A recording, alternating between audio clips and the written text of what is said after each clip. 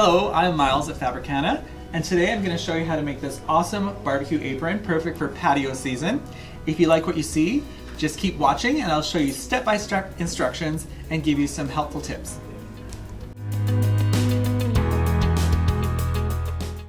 For our apron today, I've chosen Berta style 6883, and we're doing view C, which is shown with a solid main body of the apron with a striped pocket. We're actually doing the reverse. I really love this little engineer stripe in the denim and white color for the main body, and I chose this really pretty pale green as the accent for the pocket.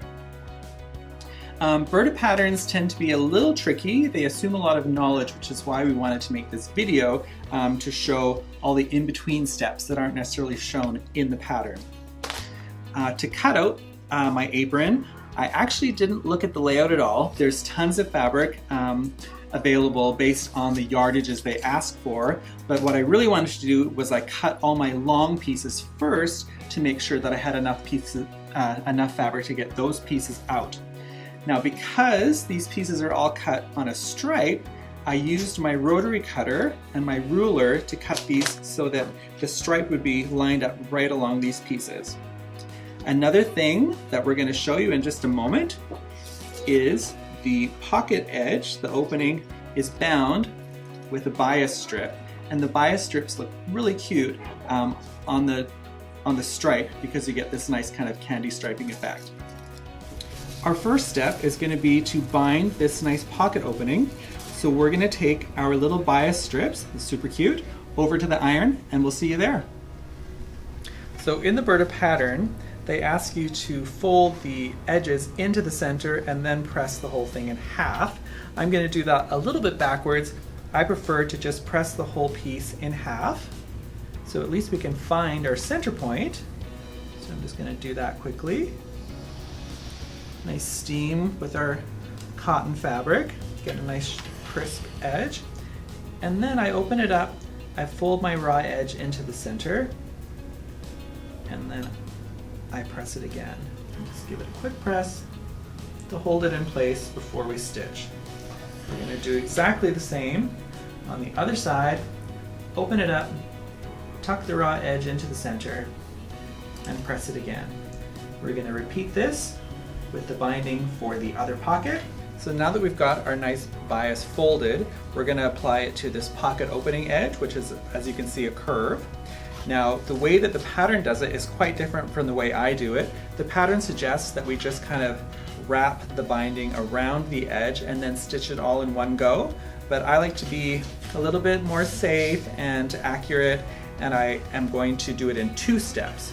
So what we need to do is on the back of the fabric, so there's definitely on my fabric a right and a wrong side.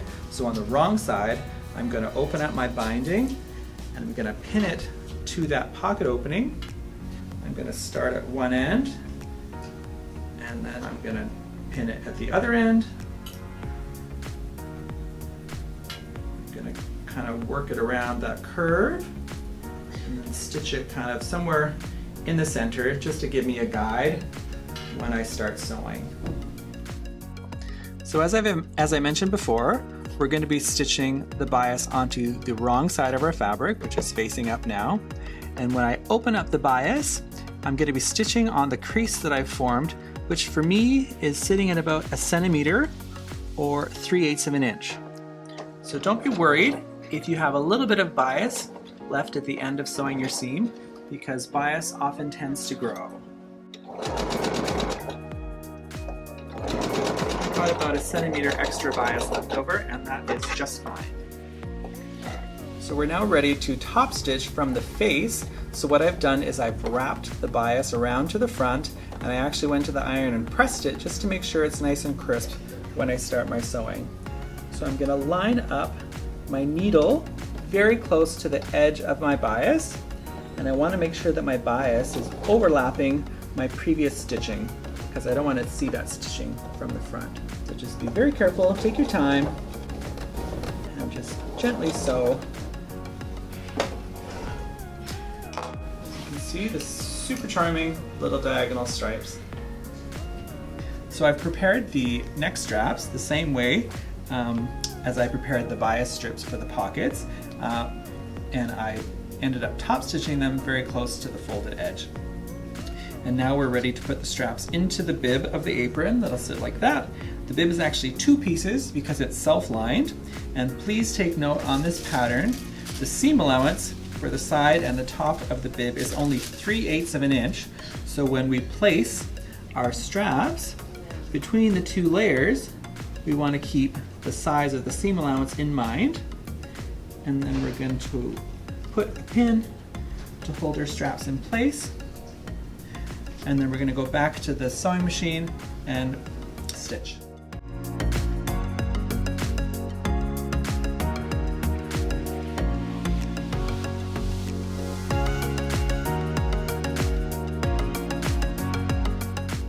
So here's our bib.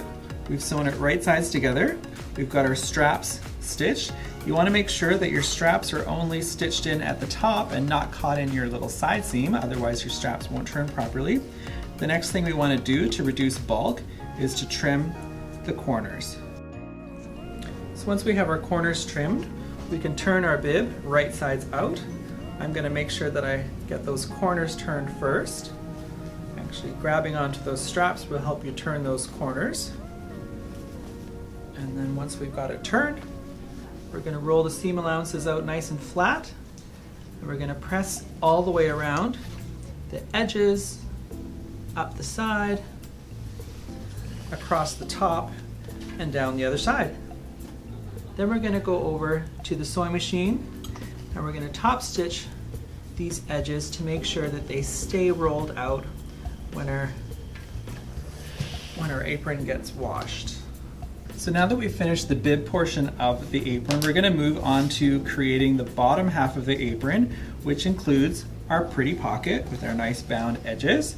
And we have the piece that sits behind the pocket that'll help create the pocket.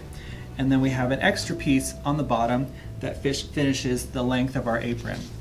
The way we're going to stitch these all together, which is a little different from the way the pattern does it, is I don't want to have any raw edges on the back of my apron. So what I'm going to do is I'm going to put all my raw edges on the inside of my apron. So to do that, fold the pocket onto the bottom part of the apron. So those are facing each other. Goes wrong side to wrong side with the bottom of the apron. So if we kind of take a look at it before we pin it, we have the pocket with wrong side facing up, the bottom portion of the apron with the right side facing up, and the backing of the pocket with the wrong side facing up. And then we're going to pin the 3 layers together at the seam. So we've sewn the seam through our 3 layers, and this looks a little bit weird, not much like an apron, but if I fold back the pocket and then let the back of the pocket fall, you can see it looks a little bit more like an apron. The only thing we need to do is we're going to grade these seam allowances, and then we're going to press this seam and we're going to top stitch on the pocket. So we've finished that seam with a nice top stitch, starting to look more like a finished apron. What we need to do with this piece now is hem 3 edges, the sides and the bottom. And to do that and get a really perfect hem, we're going to baste 3/4 of an inch down the side, across the bottom, and back up. And we're going to use that basting as a guide to press our hem. And we're going to be pressing our hem once and then doubling it and then top stitching it in place. So let's go do the basting.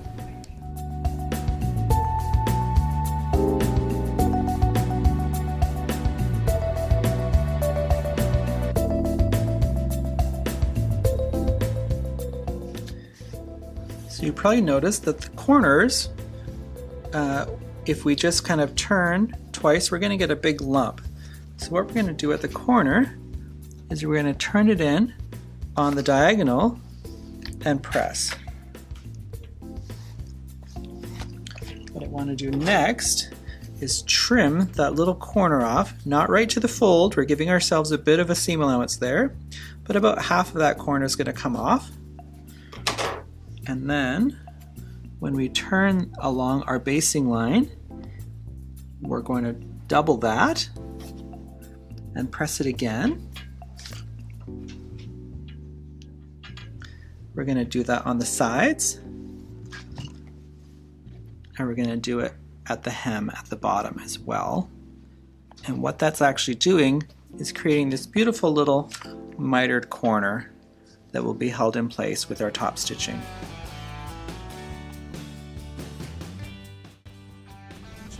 If you're following along in your pattern, you can make the straps for the waistband by taking these long strips, folding them face in and sewing along the whole length and across the bottom, turning it and pressing. So there's only 2 more pieces that we haven't touched yet, and those are our waistband pieces. So what I've done is I've basted a 3/8 inch basting stitch and pressed along the basting. We're going to take one of those pieces and we're going to line it up with the top edge of the bottom of our apron. We're going to open up that crease that we just pressed, and we're going to stitch to the top of the apron. Now please note there's going to be a 3/8 of an inch extension on either side of the apron. So we're going to bring that to the sewing machine and we'll meet you back here. So here we have the bottom of our apron. We've stitched on one piece of the waistband, and please take note of the extra 3/8 of an inch, 1 centimeter at either end. Now we're ready to put on the bib. So what we're going to do is take our bib piece, lay it face down onto the bottom of the apron, kind of matching up the top seam. We're going to take our second piece of the waistband, we're going to lay it face down with the unfinished edge, the unpressed edge, lined up with the top. We're going to pin that, we're going to stitch, we're going to go to the machine, we'll come back and show you how to insert the waistband ties. So here we have that seam done. You can see when we open the bib up that it's looking much more like the finished apron. The only thing we're missing is our waistband ties. So I'm going to take one tie and I'm going to find the raw edge. I'm going to line that up with the raw edge of the end of the waistband. I'm going to fold the waistband right sides together and I'm going to stitch. So we've stitched our waist ties in place, and just to reduce a little bit of bulk, I'm going to trim the corner. And then if I just hold on to the waist tie and pull, I can turn my waistband around to the inside, and then we'll be ready to top stitch. So here we have our finished waistband and waist ties attached. I've tied the ties for my neck. I'm ready to try it on. Here we go. I'm just gonna, before I tie it, I want to show you the nice clean finished waistband on the outside and the inside. Get it tied on here. I am ready for barbecue season. Thank you so much for joining us. If you're enjoying this content, please follow us on Facebook and Instagram and subscribe to our YouTube channel.